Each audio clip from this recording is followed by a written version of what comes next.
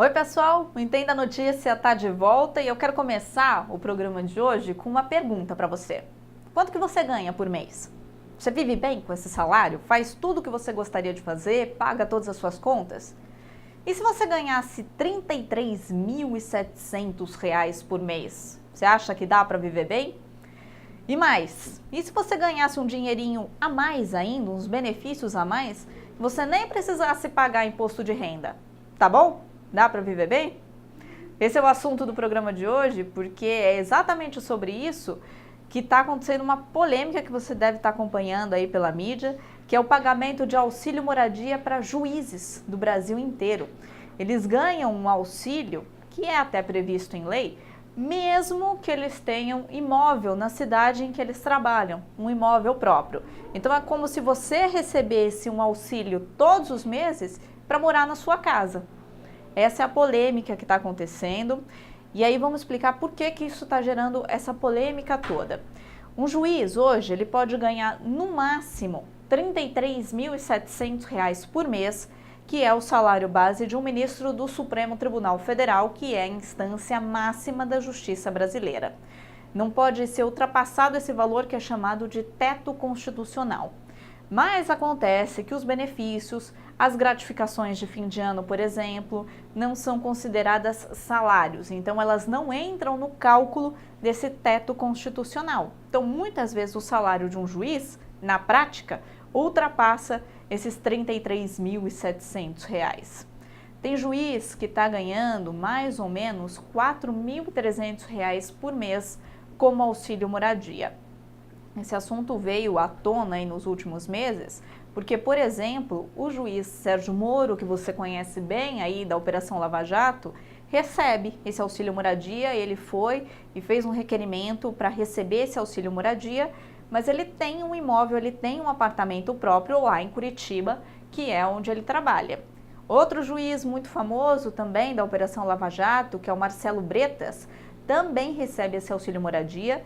Ele recebe um, a esposa dele recebe outro e os dois moram, lógico, no mesmo apartamento no Rio de Janeiro. Então aí acabou gerando uma questão ética que foi levantada por vários veículos de imprensa.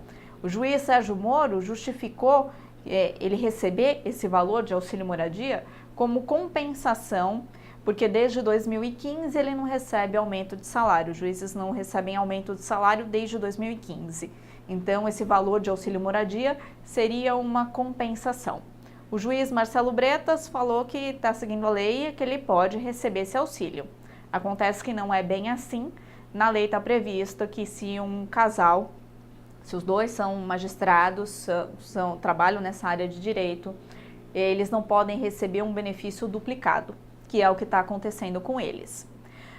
E aí, essa é uma questão que está lá no Supremo Tribunal Federal desde 2014. O ministro do Supremo, o Luiz Fux, ele deu uma decisão liminar, ou seja, provisória, dizendo que todos os juízes do Brasil poderiam receber esse auxílio moradia, mesmo que tivessem domicílio próprio. Foi uma decisão em caráter provisório e aí ele fez um pedido de vistas, ou seja, ele pediu para analisar melhor o processo e desde então, faz 4 anos, esse processo está lá para ser analisado e não é liberado para ser julgado por todos os ministros do Supremo Tribunal Federal. Agora, há poucos meses, depois que toda essa polêmica veio à tona, ele liberou o assunto para ser julgado pelo Supremo Tribunal Federal. Esse julgamento pode acontecer agora no mês de março. E aí vai se discutir exatamente isso, que um juiz que trabalha numa cidade onde ele tem casa própria não teria direito a receber esse auxílio moradia. Esse auxílio que já custou ao governo federal mais de R$ 1 bilhão desde 2014. Esse é um auxílio, esse é um dinheiro que sai da arrecadação de impostos do governo federal. Então, os impostos que a gente paga todos os meses, uma parte deles vai para pagar esse auxílio moradia para os juízes do Brasil inteiro. Só um detalhe, O fato dessa questão ser julgada pelo STF não significa que vai resolver o problema do jeito que a gente acha que seria a melhor forma, porque uma das ideias, por exemplo, é subir o teto constitucional, ou seja, subir o salário dos ministros do Supremo Tribunal Federal. E como eles são a referência para o salário de todos os outros magistrados que vêm abaixo deles, isso pode gerar um gasto infinitamente maior para o governo federal, porque se subir o teto, se subir o salário dos ministros do Supremo, consequentemente, sobe o salário também de todos os juízes e magistrados que vêm abaixo deles. Então, essa é uma ideia que ainda pode acontecer. Lá na Câmara Federal também tem um outro projeto de lei que trata do mesmo assunto, de auxílios, tanto para juízes, para magistrados, né, para pessoas do Poder Judiciário, quanto para os parlamentares do Poder Legislativo, mas essa não tem nem data ainda para ser votada. Então a gente vai ter que aguardar e ver o que vai acontecer. O fato é que tanto o Conselho Nacional de Justiça quanto outras entidades que representam juízes e magistrados do Brasil inteiro já disseram que são contra o corte desse benefício, são a favor de que ele continue, de que ele seja chancelado aí pela lei, pelos ministros do Supremo, e que vão tentar impedir, com alguns artifícios legais, que essa votação aconteça em março ou nos próximos meses.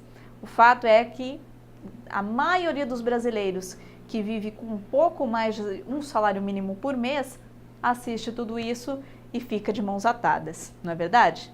Semana que vem eu volto com mais Entenda a Notícia. Até lá!